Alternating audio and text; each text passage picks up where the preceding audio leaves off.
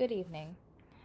Today, Jonathan and myself, Samara Pratt, will go over the lifestyle and cultural practices of the Amish. We will go into their dating practices, their day to day work practices, and demystify a couple questions such as do they drink alcohol? Are they a cult? Do they own real estate? Stay tuned for more information. Thank you. First is the Ordnung. Ordnung is the German word for order. The Ordnung is a set of common guidelines that not only helps regulate rules that every Amish person must follow, but also states what is expected and tells the Amish life as it should be lived. The Ordnung came into effect in the Amish Church in the year 1862 and is tested by tradition, dubious in progress, and unaffected by the whims of change. The Amish say that a good Ordnung is easily accepted by members and promotes peacefulness within the community. Style of dress, home furnishings, and appliances are just a few examples of major items that the Amish must follow according to the Ordnung. The Amish believe that if you do not follow the small rules, then it could lead to bigger rules being broken and ultimately lead to a life that the Amish do not want to live. The Ordnung is essentially a map of how the Amish should live their life. Next is Amish clothing. Like stated in the last slide, clothing is one of the major items that the Amish must follow according to the Ordnung. Amish clothes are not meant to be fashionable. They are meant to represent modesty. The Amish are known to always dress very plainly and are not allowed to have any patterns or styles that make them stand out from others. Although for certain occasions the Amish are required to wear something more formal. The Amish all dress the same so that they all stand together in a group and so they are seen as one big family. This is also so that no one stands out from the rest of the group. Clothing is very important to the Amish because they believe that they are meant to wear simple clothes and live simple lives. Dress also helps the Amish people follow rules and keeps them away from the temptations of the opposite gender. The Amish do not just go out to stores nearby and buy clothes. In the Amish community, women make the clothing for their whole family. Normally, Amish girls learn at a very young age how to start making clothes for their families. Not following this Amish rule of specific clothing is even punishable by shunning.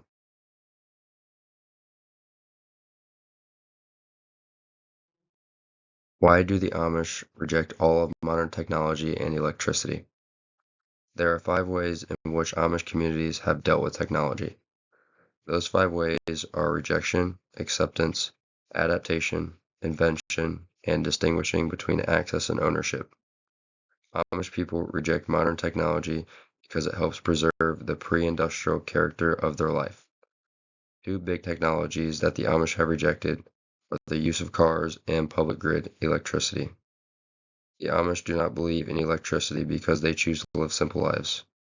They don't see electricity or technology as a bad thing, but they do see them as worldly and as something that could lead to temptation and overall sin. Transportation. The Amish have a very unique way of transportation. They travel by horse and buggy and do not believe in the use of cars. The Amish are very well known for their transportation. They are even known as the horse and buggy people. They travel in plain buggies that have more than a dozen different buggy styles. The color and style of the buggy usually identifies the different affiliations between each other. The reason the Amish travel by horse and buggy rather than by car is because of the simple lifestyle that they believe in. Amish people believe that the use of horse and buggies helps preserve their own pace of life. Horse and buggies also prevent the Amish from going too far. What I mean by this is if the Amish owned cars, they would be able to travel much quicker and easier, like into the city or wherever they would like. You probably see this as a good thing, but the Amish people see it as something bad because they see the city as worldly and as something that leads to temptation and sin. This is why they have decided to use horse and buggy as their transportation and reject the use of cars.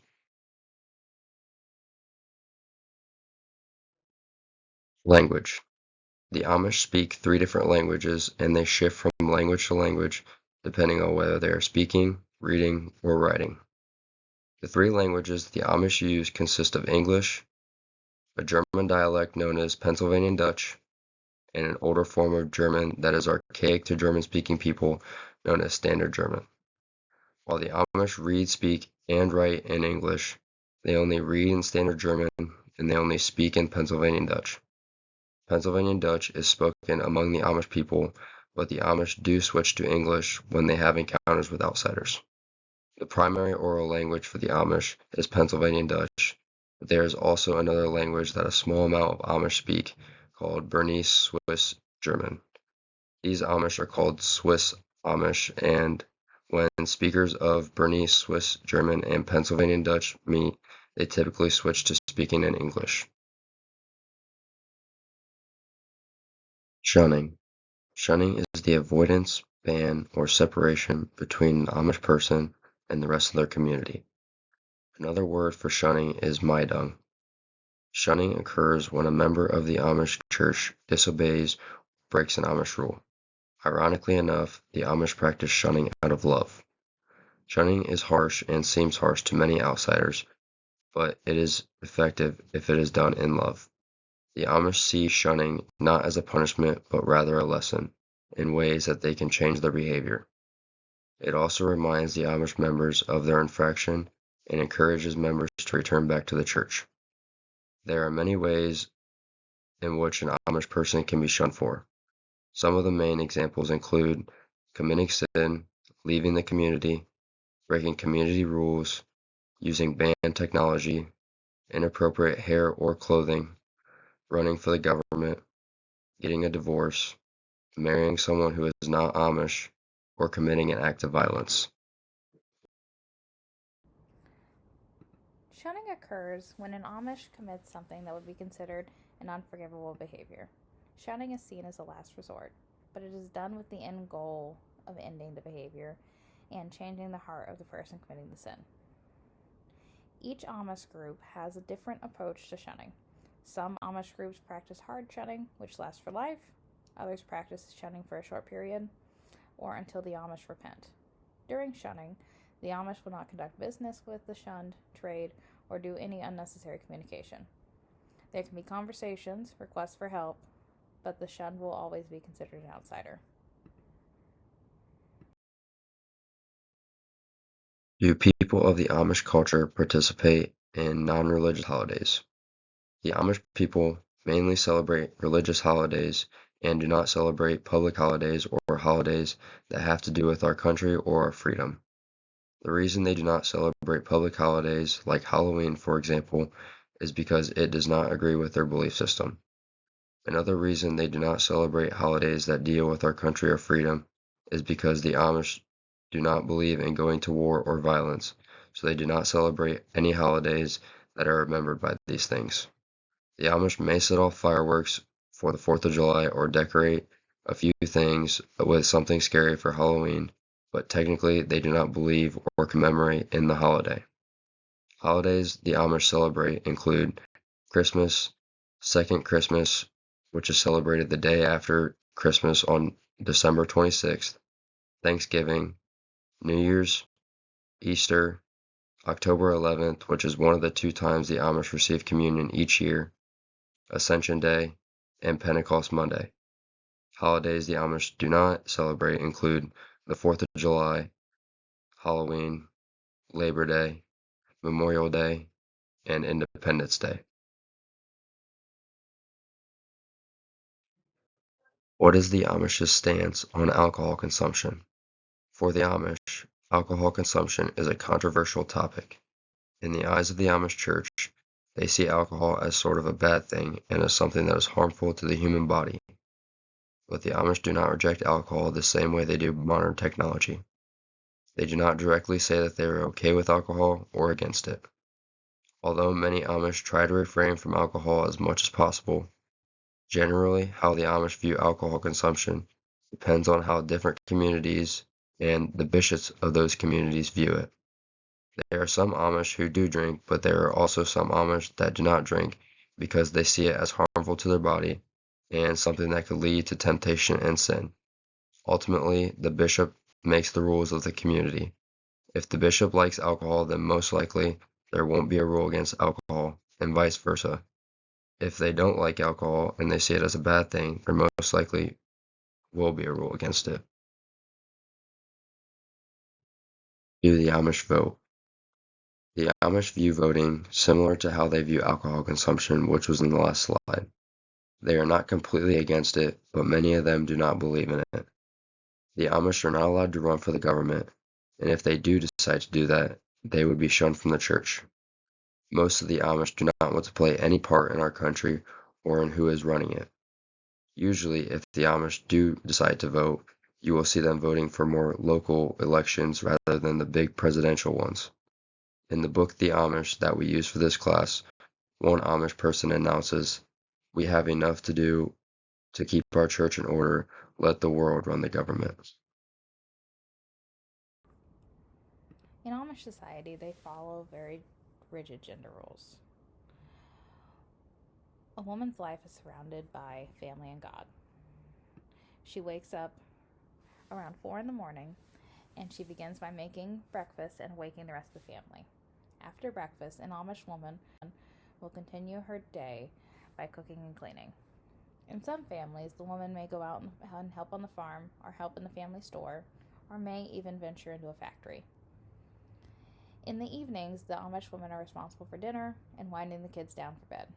Women are also responsible for watching the children who are going to go to school during the day and ensuring that the family is living a godly life. Men start their days around the same time as their wives, at around 4 in the morning. After breakfast, men will leave home for a long day's work, in a field, in a factory, or at the family shop. Men, if they are close enough to home, will return home for lunch. They will then return home after work for supper time. Men are in charge of any discipline for the kids and tend to the duties that they need to after work. After dinner, men will relax and retire around 8 p.m. with their wives to get started again in the morning. Generally, the Amish work anywhere from 10 to 12 hours a day, which is sun up to sundown. Amish children are the exception for the rule. Teenagers and children will go to school until they are 14 years old. Once they have reached the age of 14, they will work alongside their parents to learn how to be a true Amish. This question will be answered more in depth in specific areas, but in general, the dating for the Amish starts shortly after schooling ends. The Amish call dating courting, which is just dating with the more explicit intention of marrying the other party. The Amish will attend various functions with their partners, such as barn raisings and frolics. On weekends off from church, the Amish will go on dates in their buggies. On weekends when church is held, there is a time for fellowship for the teenage Amish to enjoy. During this time, boys and girls will sit at a long table across from one another and socialize. One of the more interesting dating practices done by the Amish is called bed courtship. In some of the old order Amish groups, couples courting will spend the night in the girl's bed beside them, not touching. They're expected to spend the time touching and behaving. Many new order Amish condemn the practice, but some Amish still practice it. In general, Amish start dating shortly after school finishes at age 16. Many Amish marry young, between the ages of 20 and 21. Generally, the woman is a year younger or so than her husband. Amish do not participate in arranged marriages, but they do have to marry within the Amish community to avoid being shunned by the community. The Amish choose whom they're going to marry, much like the English do, by dating or courting. Amish boys and girls will get to know each other throughout school and church. They will then begin to show interest in each other in a romantic way once they get a little older.